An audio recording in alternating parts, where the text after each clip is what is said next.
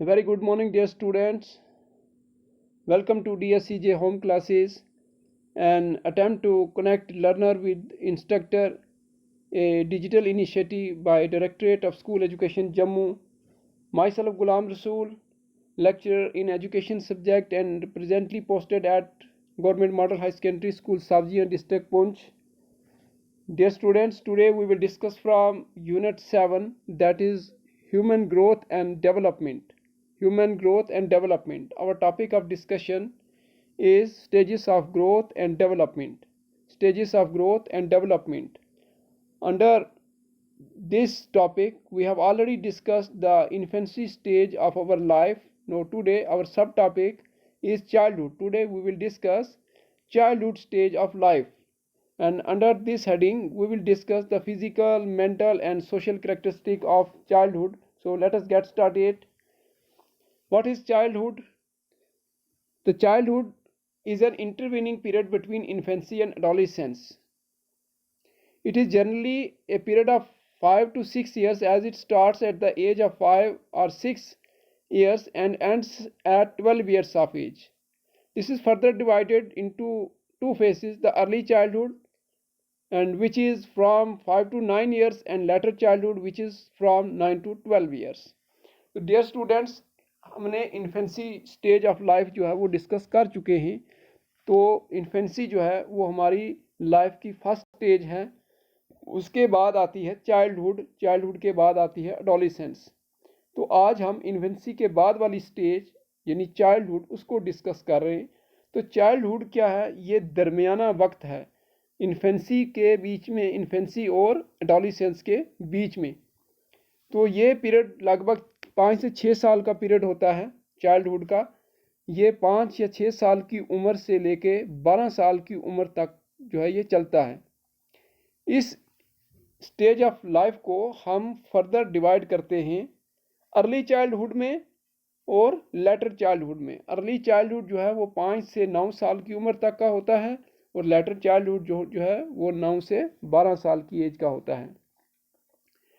During this period, the development is not so rapid as it was in the infancy stage, but many significant changes in the sphere of physical, intellectual, social and emotional aspect take place.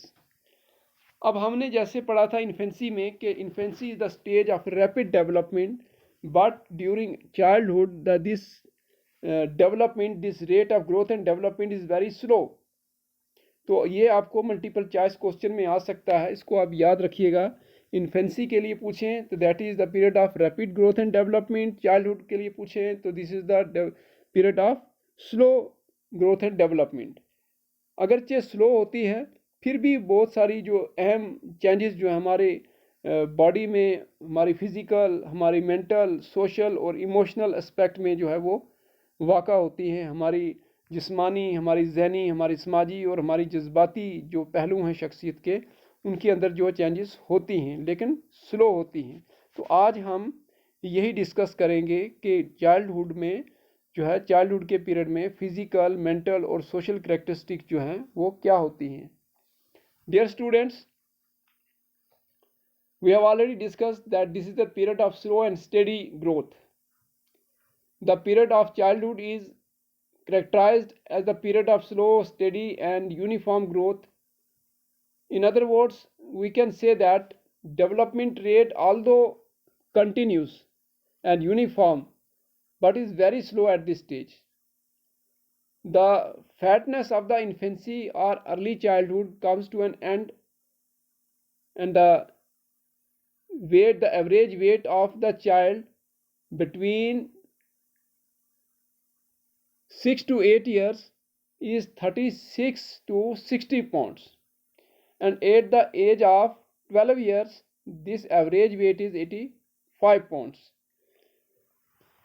अब 6 से 8 साल की उम्र में हमारा जो औसतन wait होता है दैट इज़ 30 से 60 पाउंड का, और 12 साल की उम्र में हमारा वेट लगभग 85 पाउंड होता है।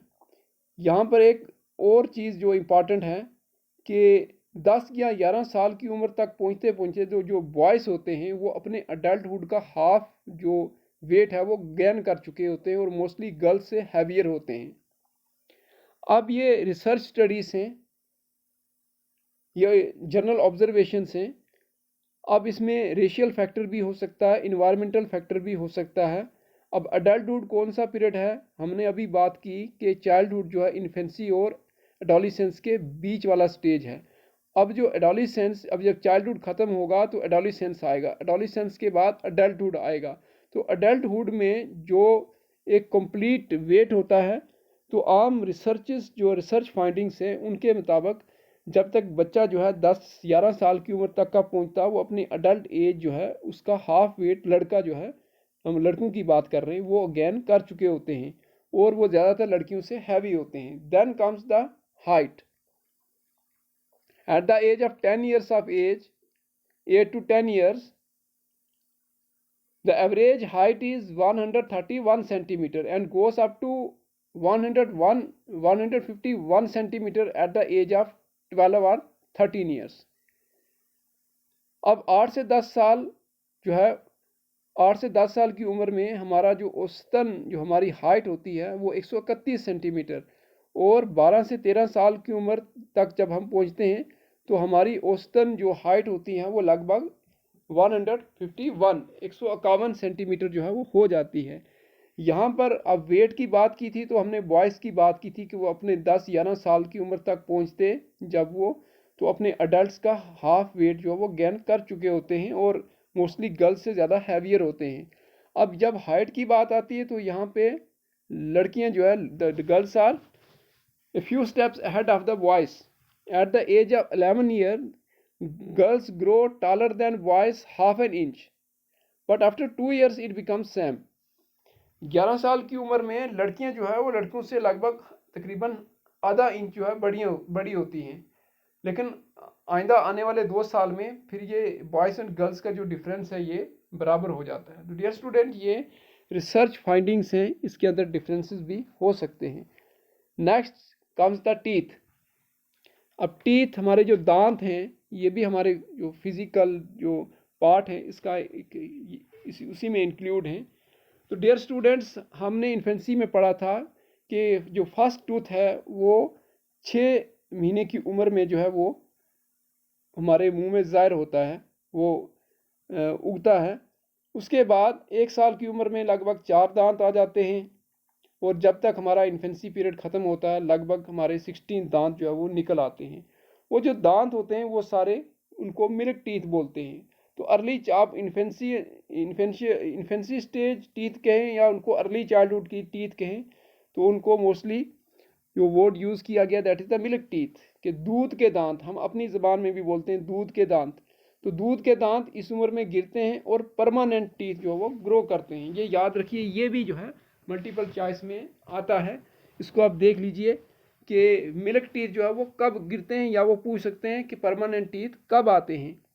तो वो या तो एज बताएंगे, तो आपने जो है वो एज जो है वो स्टेजेस याद रखनी है हमारी लाइफ की, और वो किस किस जो है ईयर में आती है उनकी क्रोनोलॉजी याद रखनी है, उससे आपको अंदाज़ा हो जाएगा।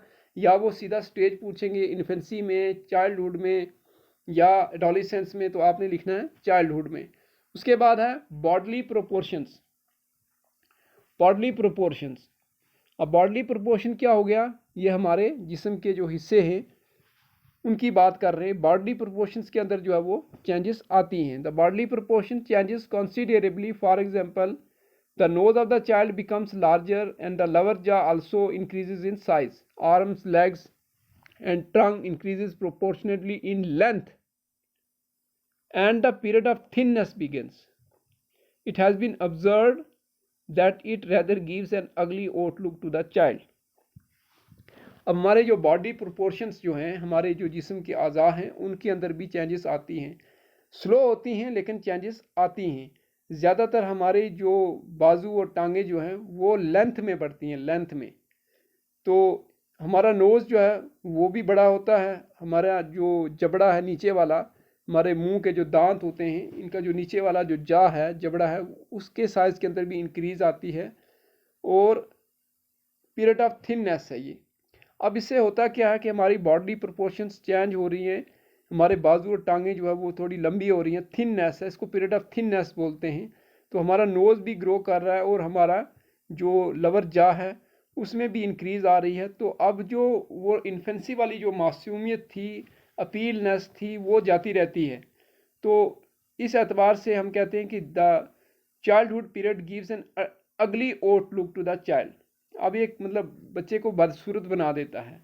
ये टेक्निकल वर्ड इस्तेमाल किया इसलिए किया है कि अब बच्चे के अंदर जो नाजगी शगुफ्तगी इन्फेंसी के अंदर होती है वो अब जाती रहती है। मैंने आपको मिसाल दी थी कि शायर और आर्टिस्ट जो है वो बच्चे की तरफ, इन्फेंट की तरफ अट्रैक्ट होते हैं। तो बच्चे की तस्वीर जो है उसको वो कंपेयर करते हैं मासूमियत के साथ, हेल्पलेसनेस के साथ, लेकिन अब वो जाती रहती हैं।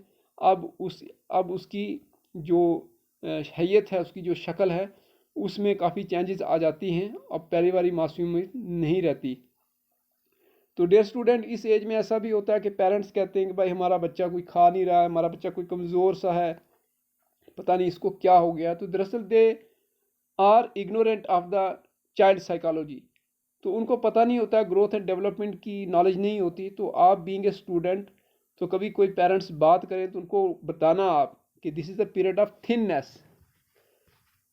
नेक्स्ट चलते हैं, growth and coordination of muscles. Growth and coordination of muscles. अब हमारी जो मस्कुलर कोऑर्डिनेशन है वो मजबूत होती है। हमारी मस्कुलर कोऑर्डिनेशन जो है वो मजबूत होती है, इम्प्रूवमेंट होती है मोटर स्किल्स में। All parts of the body gain strength. There is a rapid and greater muscular growth during this period. The child builds up finer muscular coordination and improves many muscular and motor skills. अब हमारे जो हमने बात की थी कि जो बच्चा जो है वो मूवमेंट नहीं कर सकता, इन्फेंट की बात कर रहे थे, जब न्यूनेट था, इवन 2 साल की उम्र तक भी जो है उसके मस्कुलर जो मसल्स थे वो इतने डेवलप नहीं थे, जिसकी वजह से उसकी बॉडी की जो फंक्शनिंग थी, उसकी बॉडी पार्ट्स की जो फंक्शनिंग थी वो नाकस थी, वो कंप्लीट नहीं थी। अब चूँकि उसके मसल्स डेवलप हो गए तो उसकी वजह से उनके अंदर इम्प्रूवमेंट भी आई है और फंक्शनिंग के अंदर इम्प्रूवमेंट आई है, और जितने पार्ट्स ऑफ बॉडी हैं उनको स्ट्रेंथ मिली है। तो मोटर स्किल्स का मतलब ये हो गया कि जब आपके फिज़िकल पार्ट्स जो हैं बॉडी के, जब वो काम करते हैं, कोई फंक्शन करते हैं पूरी तरीके से, तो हम कहते हैं कि उनका काम करना, उनको कहीं इस्तेमाल करना, that is the motor skill. मिसाल के तौर पर एक इन्फेंट है, वो तो साइकिल नहीं चला सकता, लेकिन आप जब चाइल्डहुड की एज में पहुंचते हैं तो आपके मसल डेवलप हो चुके होते हैं। अब आप साइकिल चला सकते हैं, आप क्रिकेट खेल सकते हैं, आप उछल कूद सकते हैं। तो अब ऐसी एज आ जाती है कि अब बच्चे के मसल्स जो है वो डेवलप हो गए हैं। अब वो दौड़ता है, वो उछलता है, वो जंप करता है, वो साइकिल चलाता है, वो फुटबॉल खेलता है, क्रिकेट खेलता है। तो डियर स्टूडेंट्स, तो उसके बाद जो है हमारा आता है नर्वस सिस्टम। नर्वस सिस्टम, तो नर्वस सिस्टम हमने डेवलप जो डिस्कस किया था इन्फेंसी में, that the nervous system develops very rapidly during infancy period. लेकिन यहाँ पे कंपैरेटिवली निस्बत जो है वो उसकी जो ग्रोथ रेट होती है वो स्लो होती है। तो नर्वस सिस्टम मैंने आपको बताया था, इसमें हमारा ब्रेन है, इसमें हमारे नर्व्स हैं, हमारे सेंस ऑर्गन हैं, हमारा स्पाइनल कॉर्ड है। तो सेंस जो है they are the gateways of knowledge. तो वहाँ से जो कोडिंग आती है, जो शक्लें हमारे जहन के अंदर, जो आवाज़ें और जो फीलिंग्स सेंसेशंस आती हैं, वो वीन्स के ज़रिए हमारे ब्रेन में पहुंचती हैं और वहाँ जा कर के एनालिसिस होती है। तो ये सारा नर्वस सिस्टम जो है, इसकी जो ग्रोथ होती है चाइल्डहुड पीरियड में, ये स्लो होती है।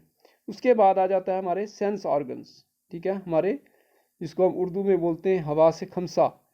ठीक है, तो हमारे जो सेंस ऑर्गन्स जो हैं, हमारा मैं पहले डिस्कस कर चुका हूं जब हम इन्फेंसी स्टेज को डिस्कस किए थे। हमारा सेंस ऑफ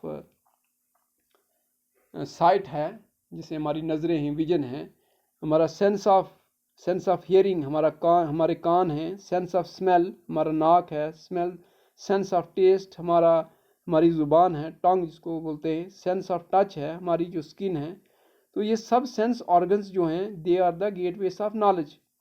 यानी कि हम आवाज़ सुनते हैं, ये किसकी आवाज़ है, हम देखते हैं ये क्या चीज़ देखी, हम कुछ चखते हैं ये क्या है, मीठा है, कड़वा है, नमकीन है, जब हम सूंघते हैं ये बदबू है या खुशबू है, ये हमारी चमड़ी को ठंडा लग रहा है, ये गर्म लग रहा है, पाँव में कांटा चुभ रहा है, तो ये सारी चीज़ें जो है हमारी सेंसेशन है। तो जब क्या था कि इन्फेंसी में सेंसेस जो है वो उनका स्ट्रक्चर और उनकी इम्प्रूवमेंट जो थी वो कम्प्लीटली डेवलप नहीं थी। अब क्या है कि अब हमारे सेंसेस जो है वो डेवलप हो चुके हैं। अब हमारे सेंसेस जो है वो डेवलप हो चुके हैं। During the childhood period the sense organs and the motor organs assume complete and perfect progress and development.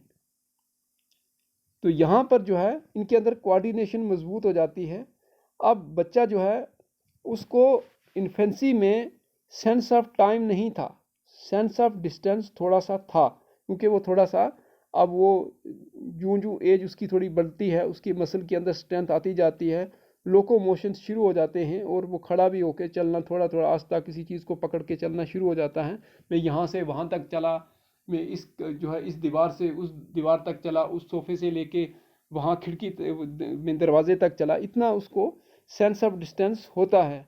लेकिन सेंस ऑफ टाइम जो है वो इन्फेंसी पीरियड में नहीं होता। आज कल परसों गुजरा हुआ, कल निका महीना हफ्ता, इसका कंसेप्ट नहीं होता। लेकिन चाइल्डहुड में यहाँ आकर के बच्चे को सेंस ऑफ टाइम जो है वो डेवलप हो जाता है। अब वो समझना शुरू हो जाता है कल क्या गुजरा हुआ, कल क्या आने वाला, कल क्या है, तो आज क्या है, महीना किसको बोलते हैं, महीने में कितने जो है दिन होते हैं और एक साल में कितने महीने होते हैं। क्योंकि अब स्कूल गोइंग एज भी है और आस्ता आस्ता जो है जो 7-8 साल की उम्र में तो उसको काफ़ी चीज़ें पता चल जाती हैं। उसके बाद डाइजेस्टिव सिस्टम,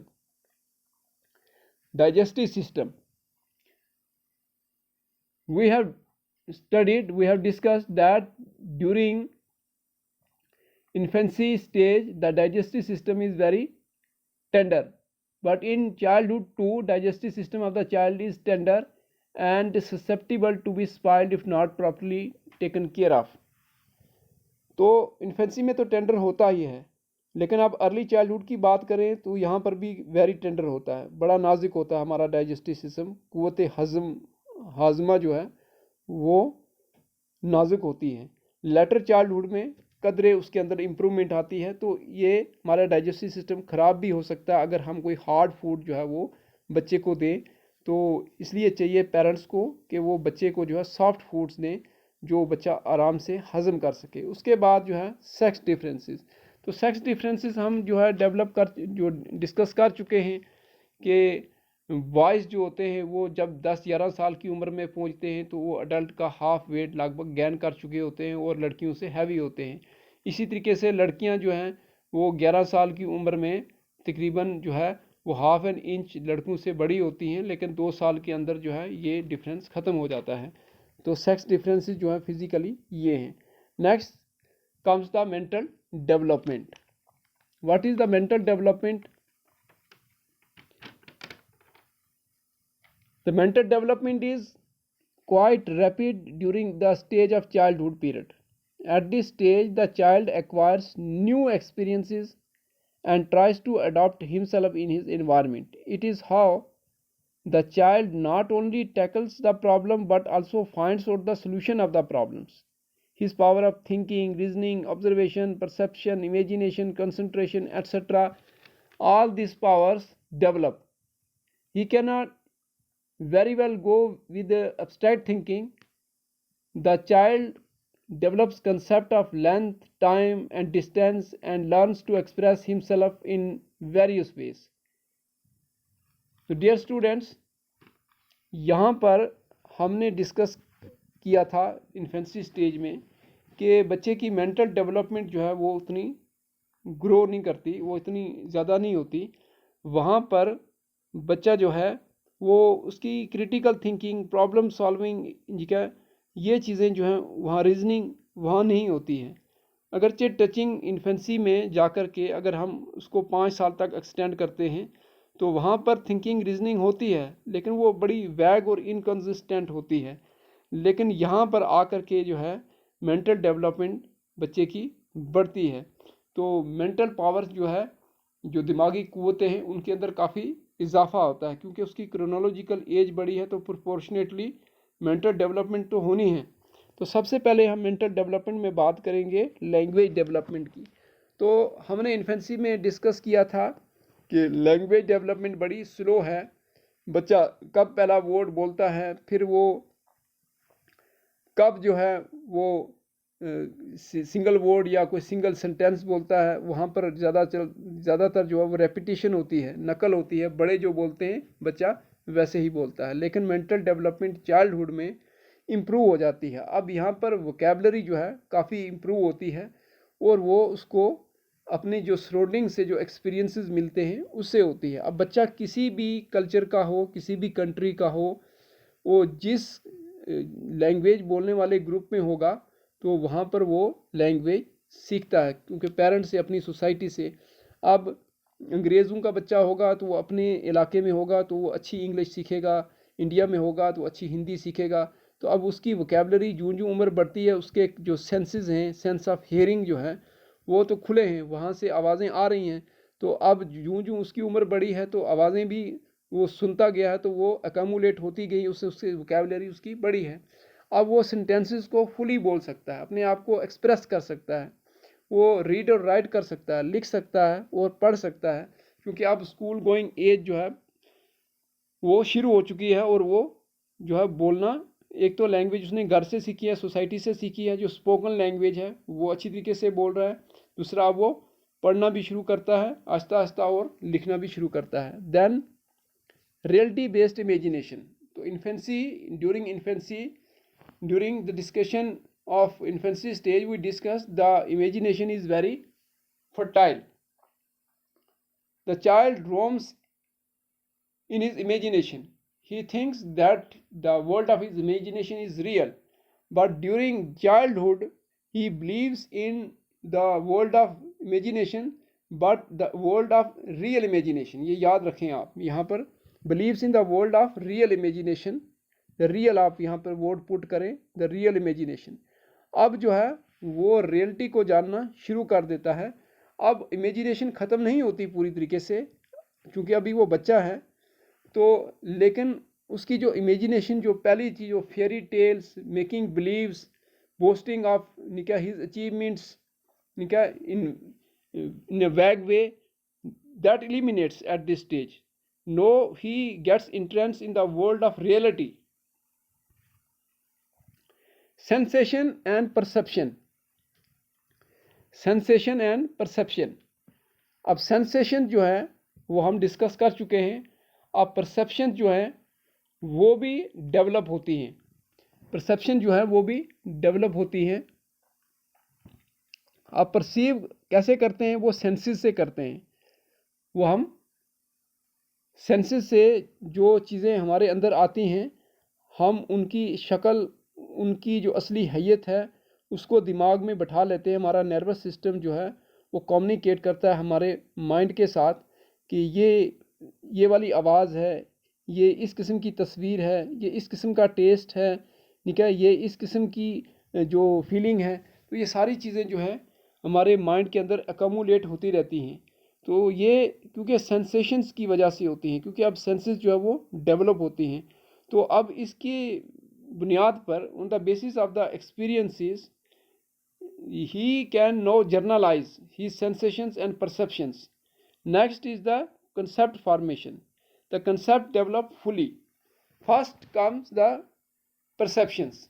जब perceptions हमारी आती हैं, वह बचपन में जब होते हैं, तो जो senses are the gateways of knowledge, जो हमारे senses से जो चीज़ें हमारे माइंड में घुसती हैं वो सिर्फ हमने परसीव की होती हैं, देखी होती हैं, उनकी एक शक्ल होती है, उनका कोई नाम नहीं हमने दिया होता अभी।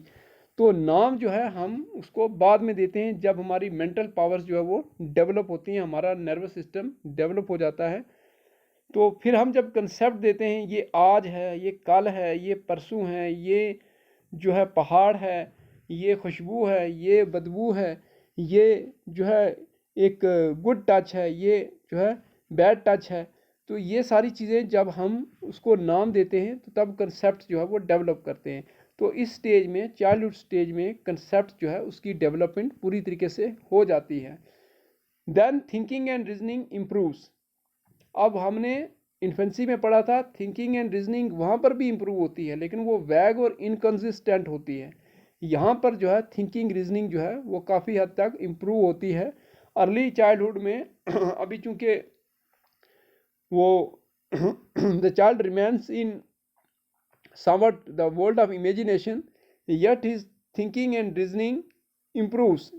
तो अब abstract thinking जो है वो एज गुजरने के साथ साथ वो भी आना शुरू हो जाती है, क्रिएटिविटी आना हो जाती है। अब बच्चा एनालाइज करता है, ठीक है, रीजन आउट करता है। अगर एक कौवा काला है, ठीक है, if one crow is black all the crows are black, ठीक है, he didn't find any yellow cow anywhere, तो ही में जर्नलाइज, तो वो देखता है, रीजनिंग निकाल सकता है कि येलो कलर की काव पूरी तरीके से येलो जो है, डार्क येलो, वो नहीं मिलेगी। तो then power of curiosity increases. अब power of curiosity also increases during the childhood period. We discussed that during infancy the child is very curious. He asks many questions from his parents about many things, क्योंकि अब उसकी आंखें खुली हैं, अब वो देख रहा है इधर उधर दुनिया में, चारों तरफ उसको अलग अलग सेंसेशंस आ रही हैं, ठीक है। उस वक्त उसका क्वेश्चन होता है व्हाट इज़ दिस, ये क्या है, ठीक है। अब यहाँ पर आकर के वो कहता है हाउ इज़ इट, ये कैसे हुआ, ठीक है। तो वो जो अब क्यूरियोसिटी जो है यहाँ पर पीक पे होती है। Next interest. अब इंटरेस्ट जो है यहाँ पर बढ़ना शुरू हो जाते हैं, interest expands, and then you will find in child studying books. उसके बाद उनका इंटरेस्ट जो होता है अम्यूज़मेंट में और इंटरटेनमेंट में होता है, टीवी देखना, रेडियो सुनना, मोबाइल देखना, उस पर गेम्स जो है पबजी वगैरह खेलना या दूसरी गेम्स। तो वो बच्चा जो है, अब देखें आज का बच्चा जो है, अब जो मैंने एज आपको बताई है 5-6 साल से लेके 12 साल की एज में, तो आपके घर में भी बच्चे होंगे, तो आप देखें वो किस तरीके से मोबाइल के साथ जो है चिपके रहते हैं।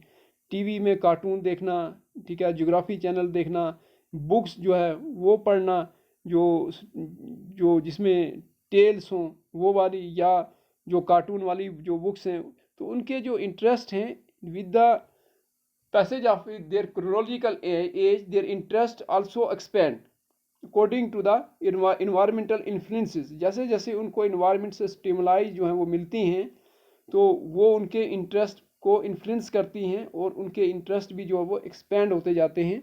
पहले बच्चा घर में था, अब बच्चा मोहल्ले में आ गया है, स्कूल में आ गया है। अब डिफरेंट जो उसके जो ग्रुप है उसके साथ जो है पीयर ग्रुप जो है उसकी एज के जो बच्चे हैं उनके साथ मिलना शुरू हो गया है। अब उसके सेंसेस जो है पूरी तरीके से काम करने लगे हैं, तो जाहिर सी बात है तो वो उसका इंटरेस्ट बढ़ाएंगे। Next, the social development. The social development during the infancy we discussed that the social development starts at home. Home is the first social organization where parents communicate their behavioral uh, patterns to their wards, to their children. No, the muscular development of the child is good, the motor skill is very good. No, he may go out of his home, अब वो घर से बाहर जा रहा है, देखा, अब स्कूल भी जा रहा है, मोहल्ले में खेलने के लिए जा रहा है, उसकी गैंग, उसकी एक एज भी है, तो उसका एक ग्रुप भी है, तो उसमें जाके वो मिक्स हो रहा है, तो उसकी वजह से जो है उसकी सोशल डेवलपमेंट बड़ी हो रही है, एक्सपेंड हो रही है। तो सबसे पहले देयर इज़ ए ग्रीगेरियसनेस, इकट्ठा रहना, दूसरों की कंपनी में रहना, ग्रुप्स को लाइक करना, ग्रुप्स में रहने को हम ग्रीगेरियसनेस कहते हैं। तो पीयर ग्रुप फॉर्मेशन होती है।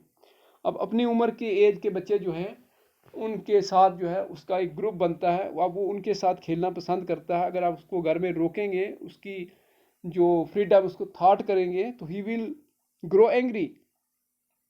ही doesn't like any type of authority और restriction in his freedom, so because he has the instinct of gregariousness, his instinct of gregariousness has developed।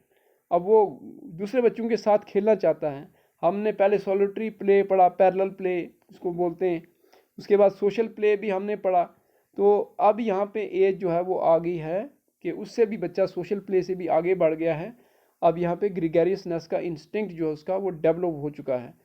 तो पीपल कैन इन्फ्लुएंस हिम, अब लोग जो है उसके ऊपर जो है असरअंदाज हो सकते हैं। लोगों के इंटरेस्ट, लोगों की हैबिट्स, क्या, लोगों का वे ऑफ टॉकिंग, लोगों का वे ऑफ थिंकिंग, लोगों का वे ऑफ बिहेविंग जो है वो बच्चे को इन्फ्लुएंस कर सकता है। तो इस वक्त पेरेंट्स को चाहिए कि they should take care of their parents, they should keep an eye on their student, their wards, their children, कि वो कहीं बिगड़ ना जाए, उनके अंदर कोई गलत हैबिट ना आ जाए, ठीक है, चूँकि बच्चे बाहर जा रहे हैं।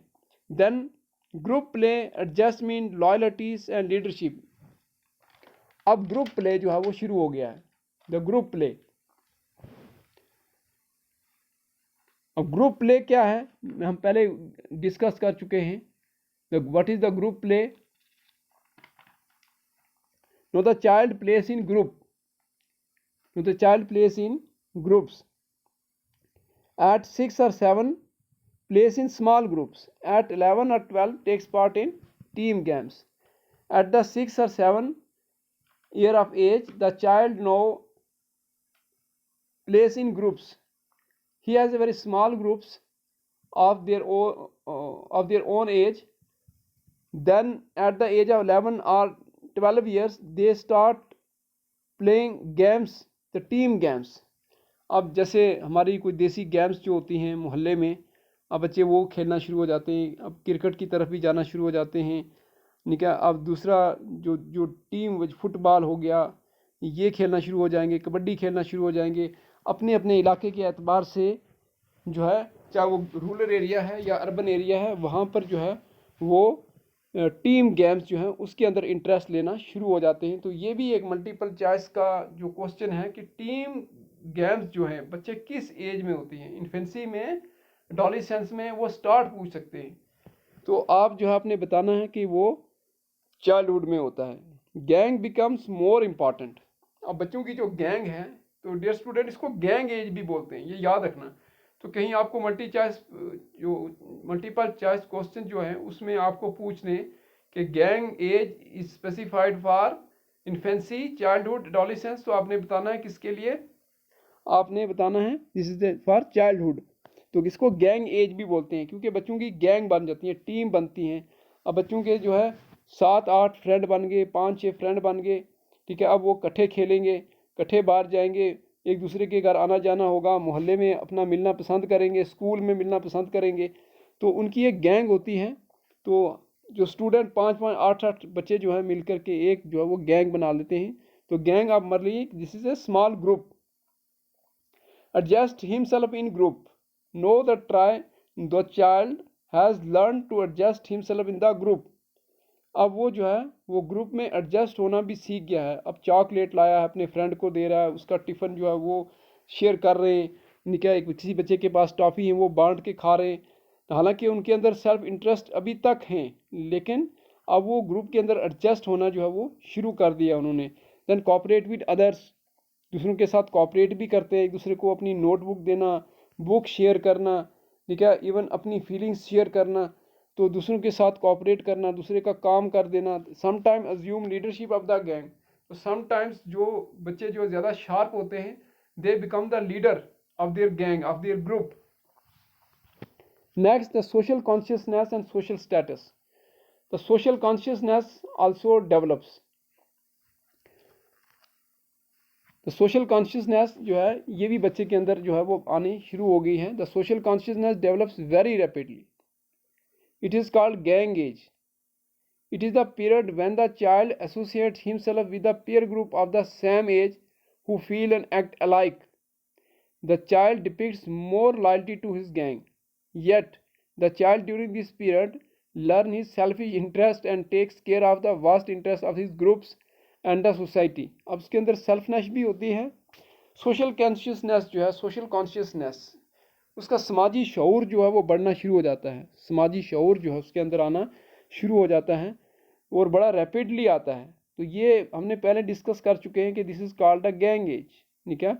No the child tries to likes to live in the groups and no he tries to become more loyal towards his group. अब वो अपने ग्रुप के तई जो है वो वफादार रहना जो है वो सीखना शुरू हो जाता है।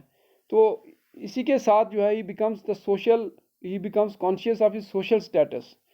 No the children maturity is growing day by day and he observes his parents at his home that my parents are comparatively rich or comparatively poor, तो ये चीज़ें बच्चों को समझ में आना शुरू हो जाती हैं। बच्चों को पॉकेट मनी कम मिलती है या ज़्यादा मिलती है, घर में गाड़ी है, अच्छा घर है, ठीक है, दूसरी फैसिलिटीज़ हैं, या गुर्बत की हालत में रहते हैं, ठीक है, तो एलपीजी गैस नहीं है घर में, तो सीलिंग फ़ैन नहीं है, तो ये बच्चे सारा कुछ ऑब्ज़र्व कर रहे हैं। तो इससे वो अपना जो समाजी और इकोनॉमिक स्टेटस है वो किस कम्युनिटी से ताल्लुक़ रखते हैं ये भी उनको समझ में आना शुरू हो जाता है। तो इससे प्रेजुडाइजेस जो हैं वो बढ़ते हैं।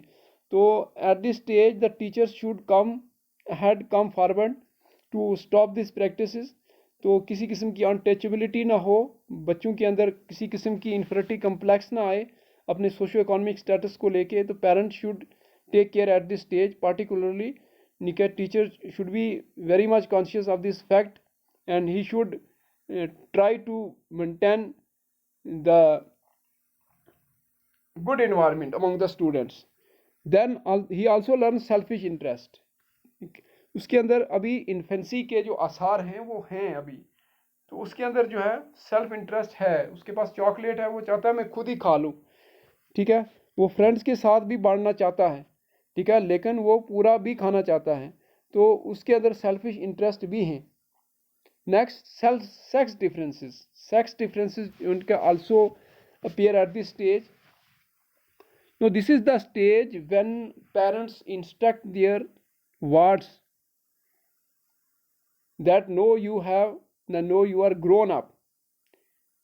अपने आप को अपोजिट सेक्स से अलग रखो, आप बड़े हो गए हो। लड़की को कहेंगे तो अच्छी लगती है लड़कियों के साथ खेलनी, इतनी लंबी हो गई है। लड़कों को बोलेंगे निकाह किसी लड़की के साथ शरारत नहीं करना है। This is the stage when child don't like to be kissed because he associate this kiss to the sex, निकाह, क्योंकि उनको बच्चों को घर में बताया जाता है। तो हमारे एक टीचर थे जम्मू यूनिवर्सिटी में, वो कुरुक्षेत्रा यूनिवर्सिटी से जो है वहाँ से उन्होंने रिसर्च की थी, हमारे सूरी सर जो थे।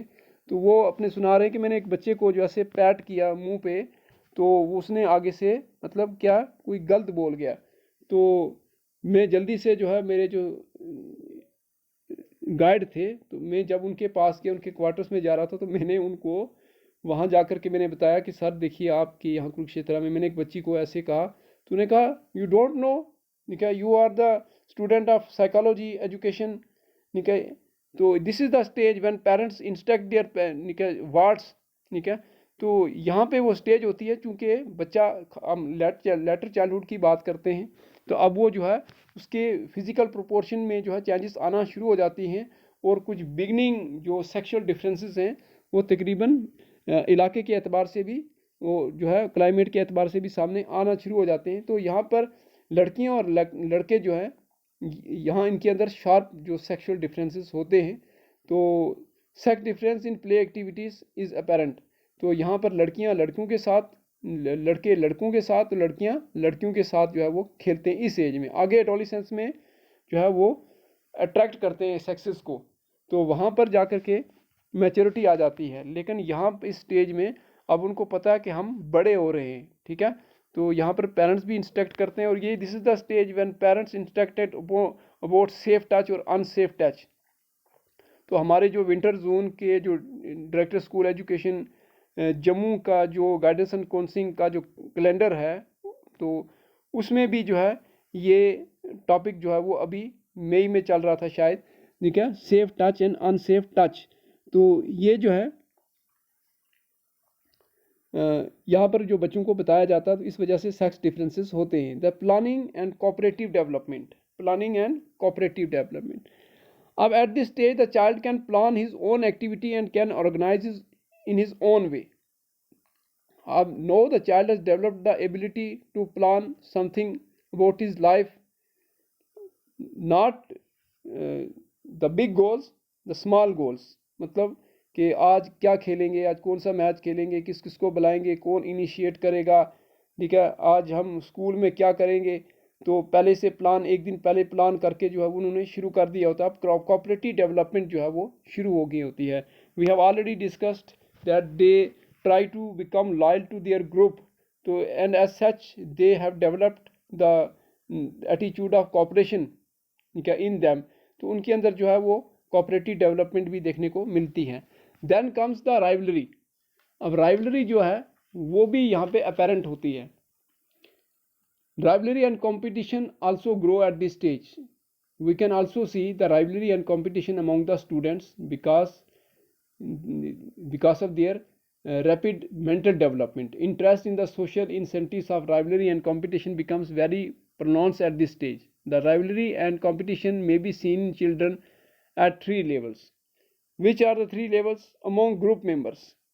अब उनकी जो गैंग है, उनका जो ग्रुप है, तो उनका जो आपसी जो राइवलरी भी हो सकती है, उसकी वजह ये हो सकती है अपनी प्रेस्टीज को मेंटेन रखने के लिए।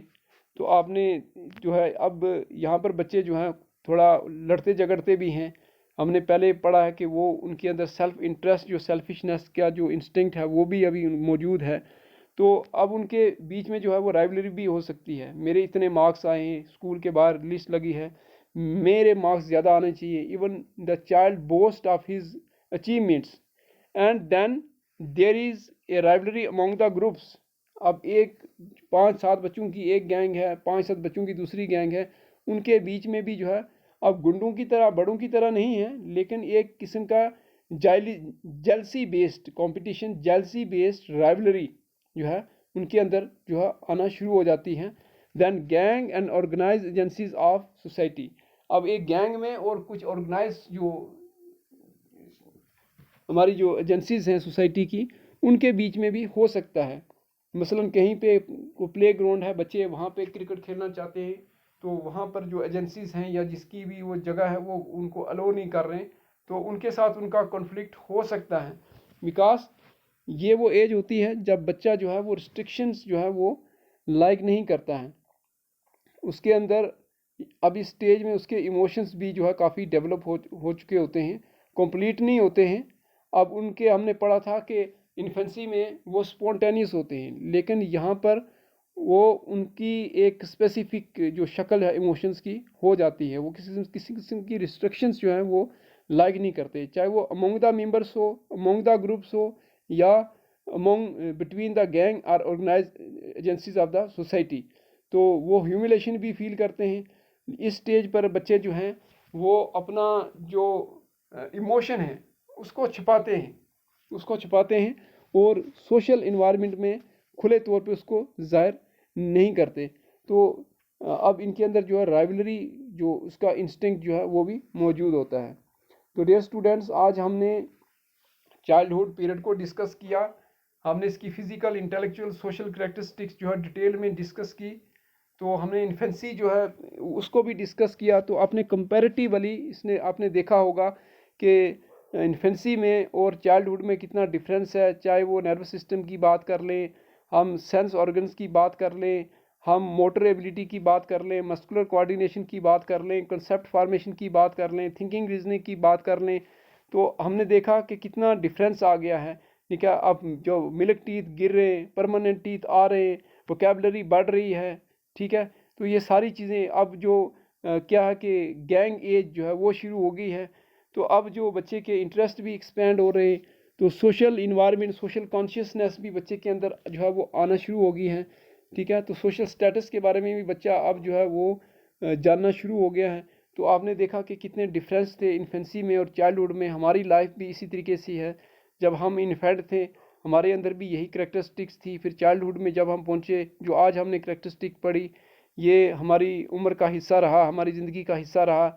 आप इस वक्त आप एडोलेसेंस एज में हैं, तो अब हम आपकी एज के बारे में हम पढ़ेंगे। कुछ बच्चे 11th-12th के जो है वो अडल्टहुड एज की भी होते हैं, लेकिन मोस्टली एडोलेसेंस एज के होते हैं। तो हम उनके बारे में नेक्स्ट पढ़ेंगे। तो तब तक जो है आप बस पढ़ते रहिए, बढ़ते रहिए। Thank you, have a nice day.